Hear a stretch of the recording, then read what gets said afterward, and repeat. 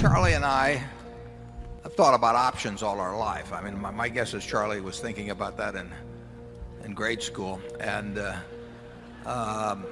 we made one, as I mentioned last year, we made one large commitment that basically had somebody on the other side of it using Black-Scholes and using market prices, took the other side of it, and we made $120 million last year.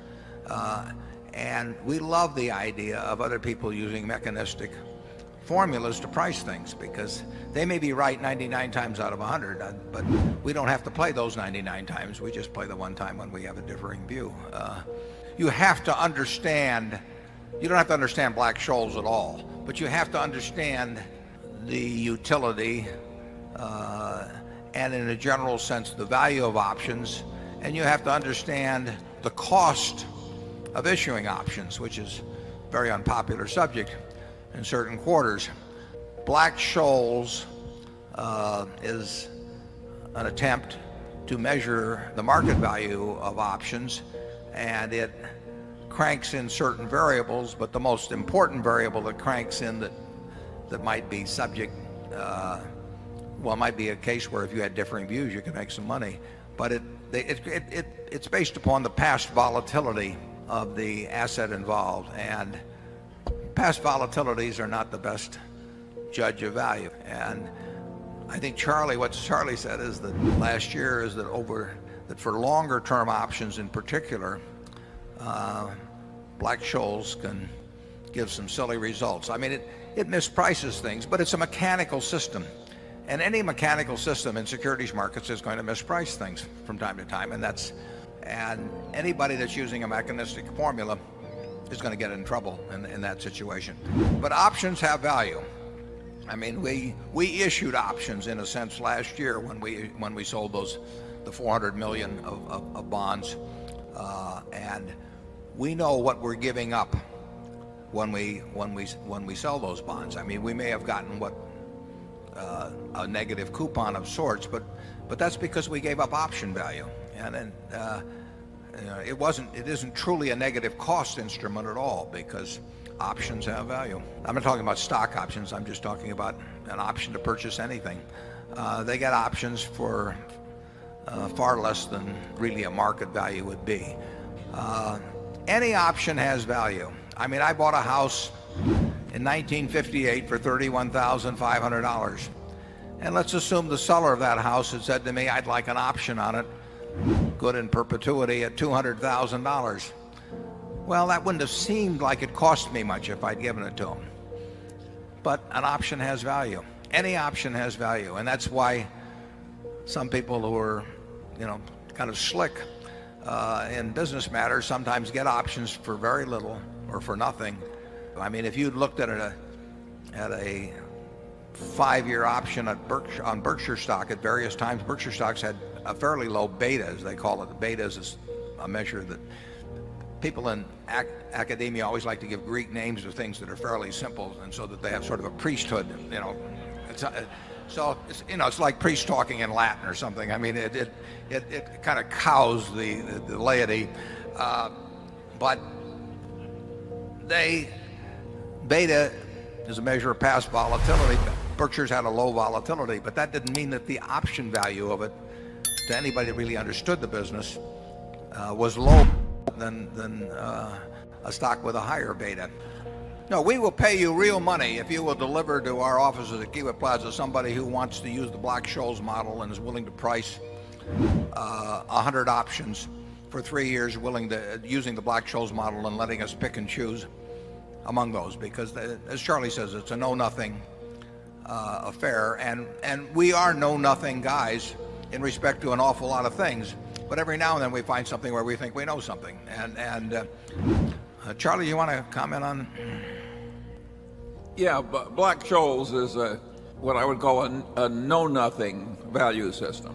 Well, as the shareholders know, our system is different from that of most big corporations. We think it's less capricious.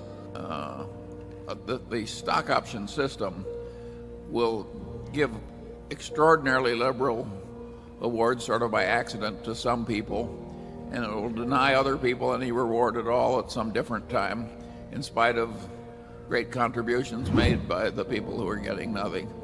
So, except where we inherit it, we just don't use it. But we must be in a minority far less than 1%, right? It's where we like to be, right? If you don't know anything at all about value compared with price, in other words, if price is teaching you all that can be known, then Black-Scholes on a very short-term basis is a pretty good guess, for what a 90-day option may be worth in some stock or another. The minute you get into longer-term options, where you don't have the know-nothing factor so extreme, it's crazy to use Black-Scholes. People use it just because they want some kind of a mechanical system. But at Costco, for instance, within a fairly short period, we issued stock options at 30, and we also issued stock options at 60.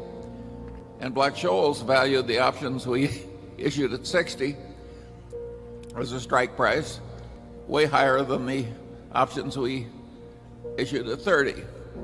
Well, this is insane. But we like a certain amount of insanity. Yeah, well, it's good for Warren, who picked up this extra $120 million. But so he's fonder of this kind of insanity than I am. Big benefits of exempting dividends would go to fellows like me and Charlie, and that's not going to stimulate the economy. It's going to stimulate us, but and it's going to result in us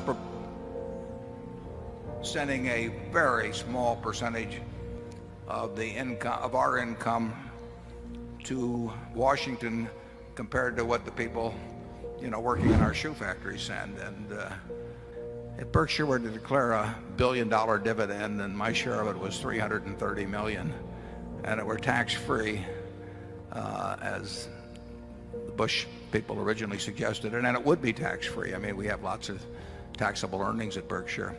I might be paying 1/10 of the rate to the federal government of my income that she would be.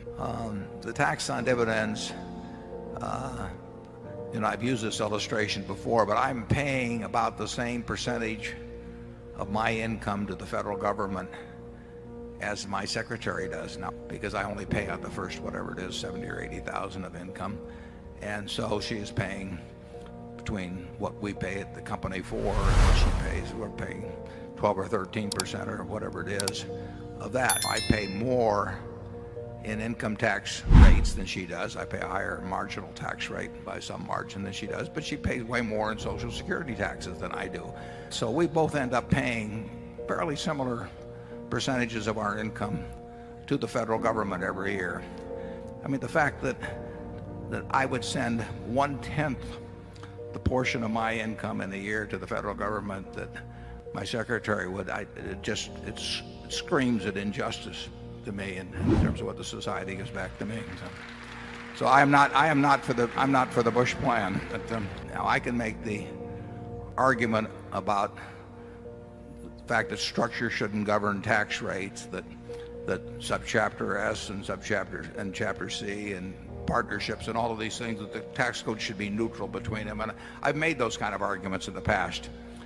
But I can make no argument in my mind that says that with everything that, all the luck I've had in life, I was wired a certain way at birth that enabled me to make a lot of money. And frankly, it was better to be born a boy than a girl in terms of money-making possibilities in 1930, and probably still is, but not to the same degree.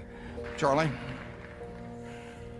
Well, I agree with you. Even if you assume that the whole economy would work better if we'd never gotten into this double taxation system on corporate earnings, which I don't think is a clear thing anyway. But even if you assume that, I think when you live in a democracy where there's lots of envy and resentment and what have you, to have the absolutely most fortunate people paying practically no income taxes, I just think it's unacceptable. I think there has to be some fairness in some of these arrangements, even if there's some theoretical argument that the economy might work a little better some other way.